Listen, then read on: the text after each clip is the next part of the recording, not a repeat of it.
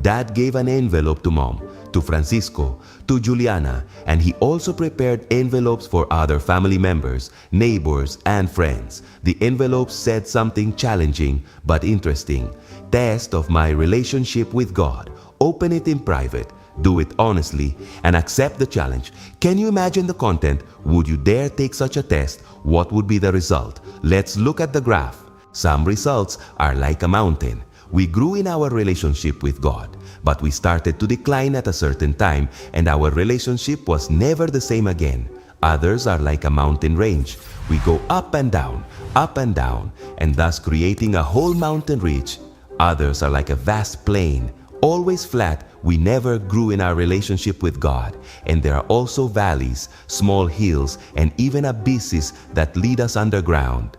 Can you think about what your own graph would look like? Even more, can you imagine what would be the result if Jesus would fill out the test for you? Well, I believe that David had something like this in mind when he wrote, "Search me, O God, and know my heart.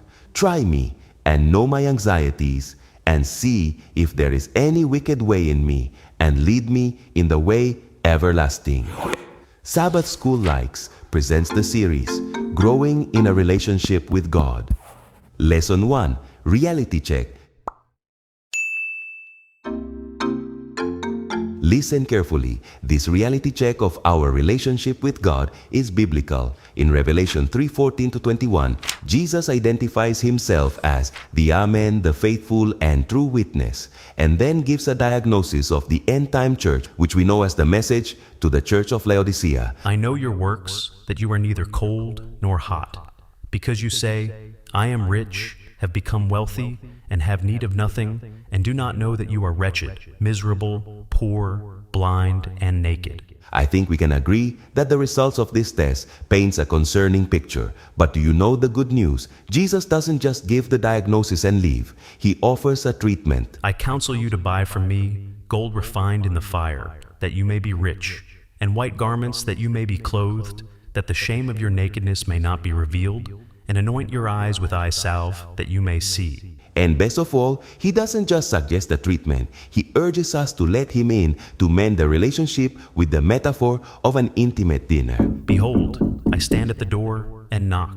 If anyone hears my voice and opens the door, I will come into him and dine with him, and he with me. Do you notice? It's worth opening the envelope in private, making an honest check, and accepting the challenge. So, this week's question is, what does God promise to those who commit to grow with His help in a personal relationship with Him?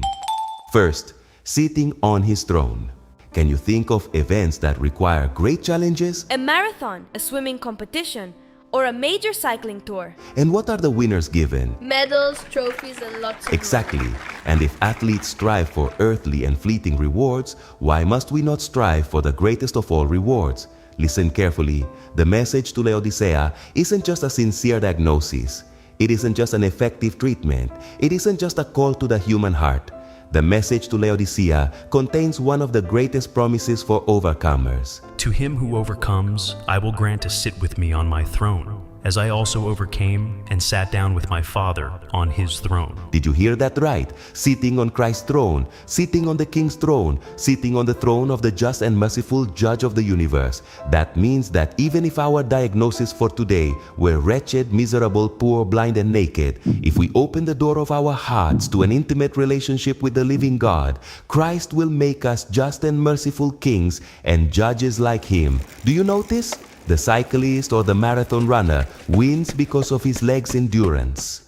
The swimmer wins because of the strength of his arms. They are, in most cases, individual victories, but we don't get to the throne of the universe by our own strength or endurance. We arrive there because Christ had already overcome. We get there through the strength and power that come from on high, and it is achieved through an intimate relationship with God. Yes, the Bible speaks of a struggle and a reward, but that struggle must be clearly defined. It's a struggle to maintain and grow in our relationship with God. That's the only way we will obtain the reward. Second, bear much fruit.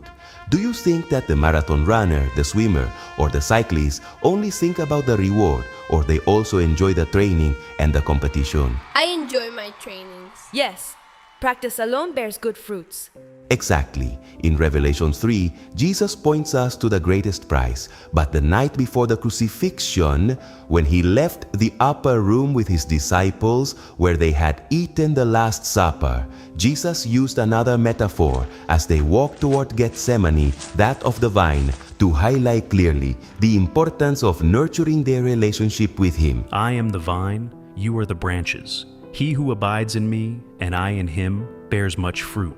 For without me, you can do nothing. Do you know how many times does Jesus repeat the verb abide in this Bible passage? 10 times. He is the vine. We are the branches. If we abide in him, if we live connected to him, if we have a daily relationship with Christ, we will not only sit on his throne in eternity, but we will bear much fruit today, even before eternity.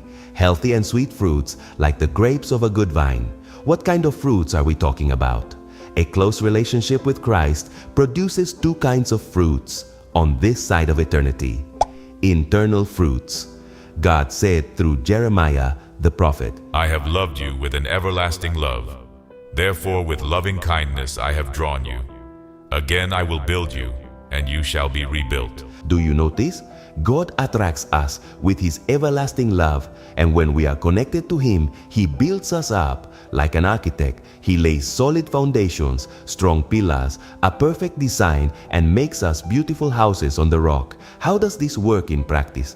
Joy, peace, kindness, faith, the internal fruits of the Holy Spirit within us. But abiding as branches of the vine also bears external fruits. In the same passage about the vine, Jesus gives them a command: love one another as I have loved you.